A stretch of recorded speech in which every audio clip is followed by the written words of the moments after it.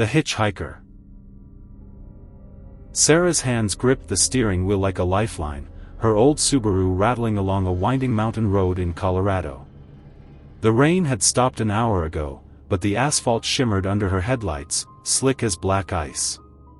The dashboard clock glowed 11:45 p.m., each tick a jab to her nerves. She was late, and Mark would be pacing their Leadville living room, his worry a quiet storm behind those kind eyes. He wasn't the type to accuse her, but Sarah hated making him fret, hated the way his brow creased when she didn't call. She'd been at Ellen's place in Denver, their book club tearing into the shining over too many glasses of Merlot. Time had slipped away, lost in talk of haunted hotels and fractured families. Now, she was paying for it, pushing the Subaru faster than was smart on these treacherous roads. The forest loomed close, pines standing like silent sentinels, their branches whispering secrets in the wind. No other cars, no streetlights. Just Sarah, the road, and the weight of her thoughts. She was mulling over Jack Torrance, how a man could love his family yet spiral into madness, when she saw him. A figure by the roadside, tall and lanky, dressed in a dark raincoat that gleamed wetly in her headlights. He held a cardboard sign, Leadville, scrawled in black marker. His thumb was out, his face shadowed by the hood, but she caught a glint of eyes watching her. For a moment, Sarah's foot eased off the gas. He looked cold, stranded, maybe just a guy down on his luck. But then the stories flooded in, hitchhikers with knives, women who stopped and vanished. Her mother's voice rang in her head, "Never pick up strangers, Sarah. Not in this world." She pressed the accelerator, the Subaru surging past. In the rearview, she saw him lower his sign, his head turning to track her. His face was pale, sharp-featured, and a pang of guilt hit her like a splinter. "Sorry, buddy," she thought. "Not tonight." The thud came out of nowhere, a sickening crunch that shook the car. Sarah slammed on the brakes, the Subaru skidding to a stop. Her heart pounded, a scream caught in her throat. She'd hit something, someone. Oh God," she whispered, hands trembling as she fumbled with the door handle. She stumbled out into the cold, her breath puffing in the mountain air. He lay crumpled on the asphalt, the hitchhiker, his raincoat twisted around him like a shroud.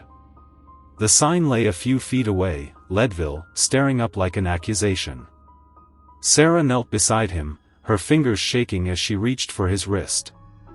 No pulse. His eyes were open, staring blankly at the sky, his face young, maybe 25, with a scruff of beard and a look of surprise frozen in place. She stood, backing away, her mind a whirlwind. Call 911? But what would she say? She was late, speeding, maybe a little buzzed from the wine. Mark would find out, and there'd be questions she couldn't face. The road was empty, no witnesses. Just her and the dead man. "I'm sorry," she choked out, tears stinging her eyes. She scrambled back to the car, locked the doors, and peeled out, tires squealing on the wet pavement. Her mind raced as she drove, trying to weave a story she could live with. It was an accident. He stepped into the road. She couldn't have stopped. She'd call the police later, anonymously, from a payphone in Leadville. No one would know it was her. 10 miles later, the panic had dulled to a cold resolve. She'd get home, kiss Mark, and bury this night deep. Then she saw him. He stood by the road, thumb out, the same raincoat, the same sign. Leadville, it read, clear in her headlights. Sarah's breath caught. It couldn't be. She'd left him dead on the road. But there he was, unharmed, waving with that same pale face. She floored the gas, heart hammering. "No way," she muttered. "No goddamn way." The Subaru roared past, and she watched him in the rearview, expecting him to fade. But he didn't. He stood there, head turning to follow her, his grin sharp as a blade. 5 miles later, he was back, standing dead center in the road. His hood was down, his face pale, eyes burning like coals. "Thanks for the ride, lady," he called, his voice gravelly, carrying over the engine's roar. Sarah screamed, swerving, but he didn't move. The car struck him with a bone-jarring thud, sending him tumbling into the ditch. She slammed on the brakes, the Subaru fishtailing. Her hands shook as she got out, expecting a corpse. But he was standing, brushing off his coat, blood trickling from a gash on his forehead. "Thanks for the ride, lady," he said, limping toward her, his sign clutched in one hand. "What the hell are you?" Sarah whispered, backing toward the car. He just smiled, his teeth stained red, and kept coming. She dove back into the Subaru, locked the doors, and sped off, her mind reeling. She'd hit him twice, hard enough to kill anyone. Yet there he was, walking after her like it was nothing. In the rearview, she saw him gaining, his strides long and purposeful, despite the limp.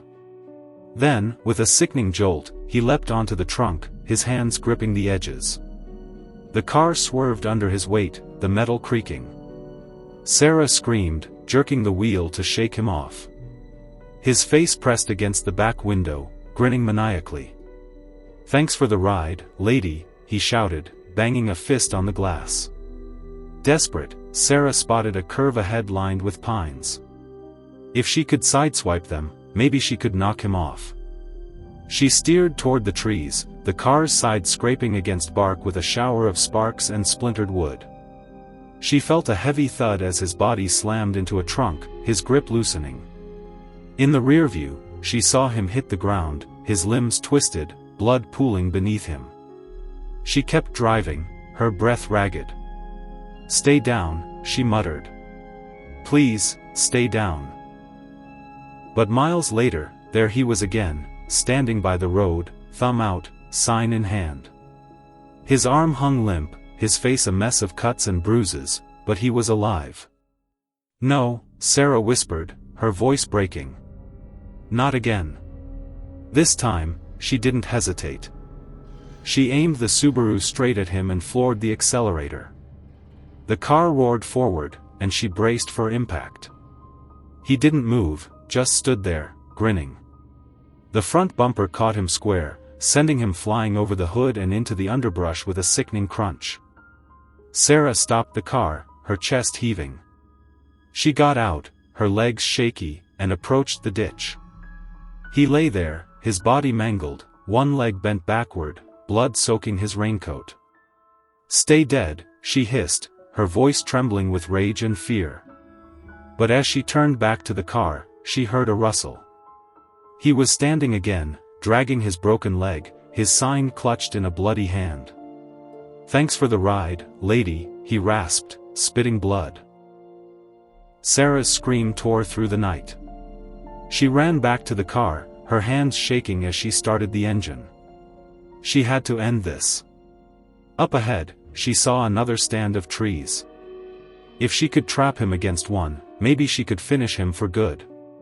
She slowed down, letting him catch up. He limped toward her, his eyes locked on hers. When he was close, she gunned the engine, aiming for a massive pine. He tried to dodge, but she clipped him, pinning him against the tree with a sickening thud. The car shuddered, and she heard bones snap. His body slumped, blood streaming down the bark. She reversed, letting his body fall to the ground. He wasn't moving. She waited, her heart pounding, but he stayed down. Finally, she thought, it's over. The lights of Leadville appeared, a beacon of safety. She pulled into her driveway, the garage door rumbling open.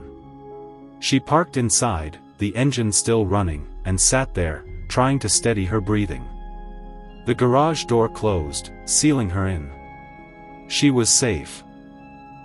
She had to be. Then came a tap on the window. She turned, and there he was, standing outside the car, his face a ruin of blood and broken flesh, one eye swollen shut, his grin crooked but unmistakable. "Thanks for the ride, lady," he said, his voice muffled through the glass, his bloody hand smearing the window. Sarah screamed, fumbling for the door lock, but it was already secured. He pounded on the glass, the sound echoing in the confined space. The smell of exhaust filled the garage, making her dizzy. She reached for the ignition, but her hands were shaking too badly, her vision blurring. "You can't escape me," he said, his voice low and guttural, his fist cracking the glass. "I'm part of you now." Sarah's head swam, the fumes choking her. She tried to open the door, but her strength was gone. The last thing she saw was his face, those burning eyes, as the world faded to black. Mark got home at 12:30 a.m., his heart sinking when he saw the house dark and silent. "Sarah?" He called, but there was no answer. Then he noticed the garage light on, the faint hum of an engine. Dread coiled in his gut as he opened the door, a wave of exhaust hitting him like a fist. He coughed, rushing to the car and shutting off the engine. He yanked open the driver's door and found Sarah slumped over the wheel, her face pale, her eyes staring at nothing. In her lap was a blood-stained cardboard sign that read, "Leadville." Mark stumbled back, his mind refusing to process it. As he reached for her, a faint whisper seemed to hang in the air, "Thanks for the ride, lady." He spun around, but the garage was empty, the shadows silent. If you enjoyed this video, please do not forget to like, comment or share this video with your friends. Subscribe to our channel to hear more stories like this one.